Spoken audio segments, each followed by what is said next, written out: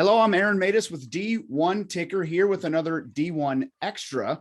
Today we are joined by Todd Hefferman of the Southern Illinoisan to discuss the ongoing search for an athletic director at Southern Illinois. Todd, thank you so much for joining us today.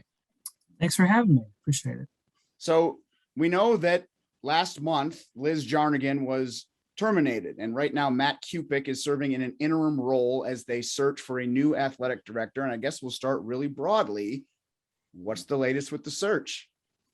Well, they've hired Parker Executive Search out of Atlanta to help them with the search. The application deadline is this Friday, my birthday, October 29th. Happy and birthday. Then they will start vetting candidates, interviewing candidates. They are going to announce the finalists, whether it be 3 or 5 or less. And they're going to bring them all to campus, just like they did when Tommy Bell was hired a couple of years ago. The chancellor had to go through that. So he said the athletic director should as well. I think that's a great move. Get them all in front of the public, and we should be at the point where we can interview them in person, maybe not over Zoom. But either way, you'll get to see what he's looking at and how he's evaluating them, and see what kind of candidates he gets. Because it's like kind of you said, like it's a broad search nationwide, and this is a good job. It'll get a lot of applicants.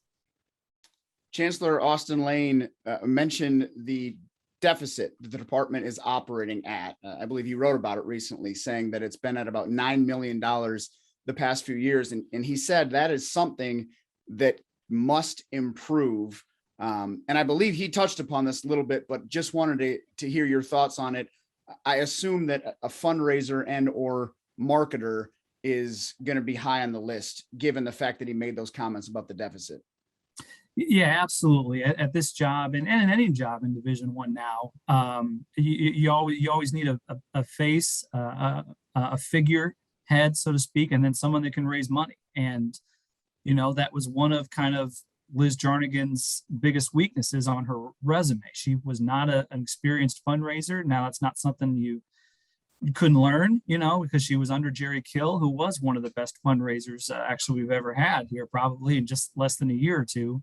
But it is because it's the job too. And this is in Carbondale, Illinois, which is in 2 hours south of St. Louis. We're within 3 to 5 hours of 3 or 4 major cities, but there's no Fortune 500 companies in Carbondale. There's the biggest employer is SIU, and then SIH, the health department, the hospital chain, the medical chain. So you have to raise money, and this is one of the reasons it's a good job. They've raised more money than any school in the Valley the last year or two, and their alums are very loyal. Even the ones that the programs have struggled, like baseball, they were able to upgrade their facility because the alums and donors matched the loan SIU got from the university to build a track and upgrade the baseball facility, and hire some of these coaches at higher levels of pay that they have in the past. And the basketball alums, the football alums, that's one of the reasons this is a great job, that you have 3 revenue sports that are just starting to excel, starting to win, and they have fan bases that will come out and donate money. And you mentioned basketball and getting specific into some of the athletics. Football's rolling right now. I believe 3rd in the country with FCS, 6-1, only loss is at Kansas State. Wondering how big of an opportunity the next athletic director has with basketball, because we know that it can get rolling in Carbondale, and just wondering how much you think somebody with some experience in the basketball world could be a factor when they make a decision on an athletic director. Well, it's a basketball centric school. It's a basketball school. Football is doing great. They had their biggest revenue actually Saturday for homecoming at over 10,000 fans. They haven't done that in a long time, but it's a basketball school. Walt Frazier played here. Dickie Garrett played here. I'll tell you a quick story. They had a fundraiser a couple of weeks ago, Tip-Off Classic. They brought some alums back when they made the NCAA tournament 6 years ago. They sold it out.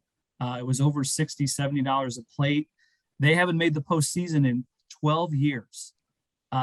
Since they made the tournament 6 years, made the NIT in 2008. Their head coach is very well renowned. He's a Hall of Fame point guard here, Brian Mullins. He was with Loyola when they went to the Final Four. there is an opportunity here because you have a great coach, so to speak. This is his third year. We'll see what he can do, but you don't necessarily need a basketball centric like what Bradley has with Chris Reynolds. Now, would it help? Certainly, but they need more than that here. They need somebody that can raise money, that can bring the place together, that will have some accountability for some of the issues they're having and get them into the next decade. I think it's important, obviously, but I don't think it's the number one priority. Obviously, a very important hire overall. Liz was making, I believe, $221,000 a year. Do you have any idea what the budget is like for this upcoming hire? I think it'll be right around that range, maybe even more, depending on the experience. The one before her was making about 175, 185. I believe Jerry made a little bit more than that, kind of in the middle. So that's a fair question that I haven't asked the new chancellor, but I imagine it'll be around there. Now, we've talked a lot about the word fundraiser. The interim guy, from what I've read, Matt Kupec, is just that.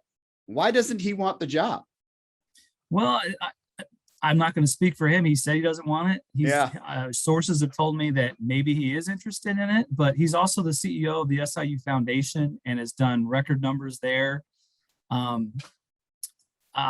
mean, is he the right fit? I mean, I think he could be, but at the same time, he's told me twice he's not interested in the full-time job because it does have a lot of hurdles other than the SIU Foundation. And they're in the middle of their own big fundraiser that he is the CEO of. He's been here only a couple of years, but that's what he said. So I don't think he wants to deal with all the other headaches that they may have.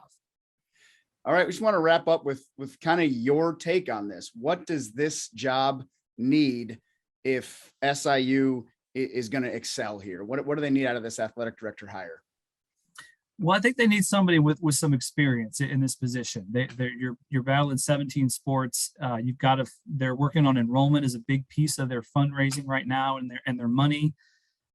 That's not always going to be successful because it's going to take them a couple of years to get to 15,000, maybe more. They haven't grown enrollment in over a decade here, but they have some pieces in place that may get there. But I think they just need somebody with some experience running an athletic department. I think they need an experienced fundraiser that can raise some money from all different types of people, all different corporations, and somebody familiar with the Valley, I think, is important too, because they're in a process. They're adding Belmont. They're adding another school soon. That has to be led by the athletic director council as well. And they have to be somebody that understands what Carbondale is, that it's one of the smallest cities in the Valley, but that it has a lot of opportunities.